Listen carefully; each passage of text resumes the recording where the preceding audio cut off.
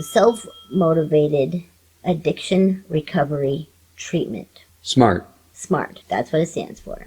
I believe that if you are in any kind of addiction recovery, even if you are just trying to white knuckle it by yourself at home because you don't have anyone to talk to and you don't know where to go, you are doing that exact program. Self-motivated addiction recovery treatment. You are doing it yourself. You have decided on your own, this is how your life is going to change, and this is when it's going to change, and this is what you're going to do to change it. Everybody who is in recovery on some level is doing that, unless you're being forced to by the court. And then are you really recovering, or are you just... Absolutely. Once you're self-motivated, once you want to change, once you want to be better, you will do what it takes, and you're motivated to take the steps to not do drugs or alcohol or gambling or whatever your addiction is. Mm-hmm. You will take those steps to not engage in that behavior anymore, because you are, again, self-motivated.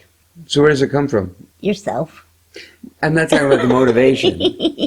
I mean, where did you learn it? Is this like some... Oh, I learned about it in my recovery support specialist class that I took.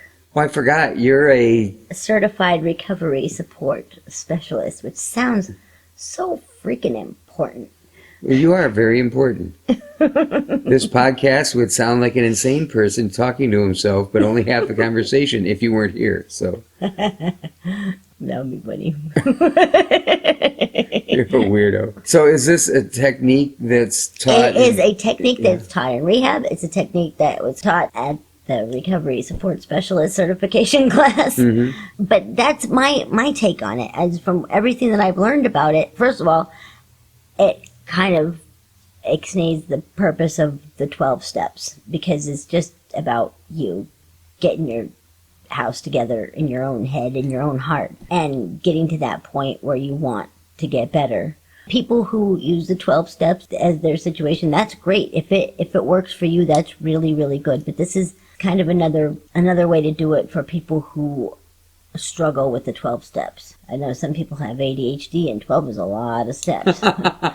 Yeah, back in the 30s and 40s, it probably wasn't that big of a deal when the AA and right. Well, and started. There is definitely a whole lot of really good things to be said for the entire AA program. I mean, they touched a lot of nerves there, and there was a time and a place when I needed that in my life, but this is different. It's kind of when you've already worked through all of those things, and now it's just you know? I used to teach a class using what's called Alpha, and I won't get into it too much because we're going to interview our friend Kathy, who has taught Alpha extensively. I've never heard of it.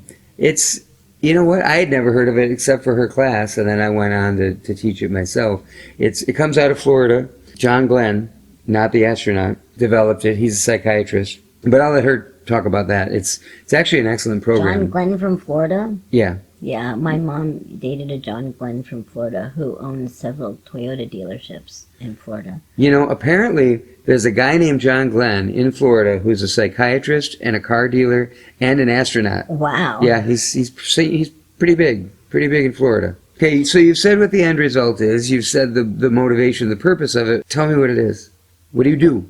Well, you don't do drugs. I don't know. Okay, honestly, good night, folks. All we have to say is don't do drugs, and then we're done. We're out. This is the last podcast we're ever going to do. Don't be ridiculous.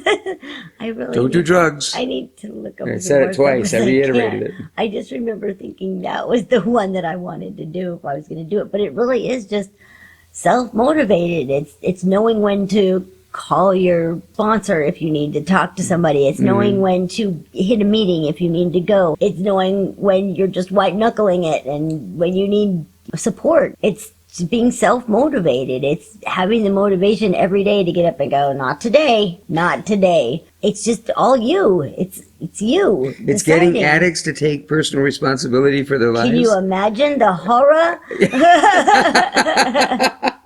I can't see it. Actually, I mean, I've seen it work in you, but... It does work. Yeah. It does work. sometimes in comparison to the 12 steps, it works better. Some people look at the 12 steps and that's just overwhelming. Yeah, fourth and fifth step and all that kind of stuff. Yeah, that's brutal. Yeah. That's just brutal. There is, like I said, a time and a place where you do have to take inventory. And it doesn't, I think that the one thing that the 12 steps may need to evolve is the whole taking inventory of all the horrible things you've done and then going back and then ruining people's lives over stupid things you did when you were in your addiction. I think on some levels that could be a lot more destructive than constructive. Opening up old wounds. But where you're trying to do that, but the other person isn't. Your fearless inventory of yourself and dealing with that, becoming the person that you want to become. You don't necessarily have to dwell in your transgressions. I mean, keep your past in your behind. Stay in the present. You can't live in that space. Yeah, you may have done these horrible, stupid, ridiculous things when you were in your addiction. You may have destroyed people's lives and their trust and all of these things. And yes, definitely go back and apologize if you are so inclined to do.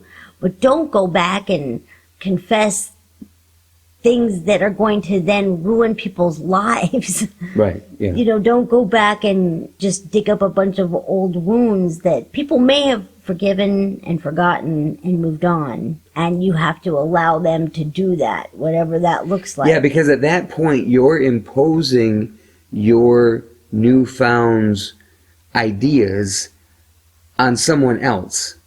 And at that point, it's no longer your recovery. It's sort of forcing your recovery on another human being. And that's very different, or can be very different, than family healing. Yeah. That could be very, very different. Those were some things that I struggled with within the 12-step situation. I was like, there's stuff I don't want to go back and confess to or say I had anything to do with. People who were around know what I did. Yeah. There's no reason to go back and stir up those old wounds like that. Because the point is, for me, to move forward from now and not dwell in the past. Because that's just painful. I've already dealt with that in rehab and in therapy and whatever transgressions or whatever things hurt me or wounded me in the past. Some stuff still hurts. Not so bad I'm trying to numb it with drugs. Learn to figure it out, forgive and appreciate, and move on. We're Mark and Micquette, and we're all just walking each other home.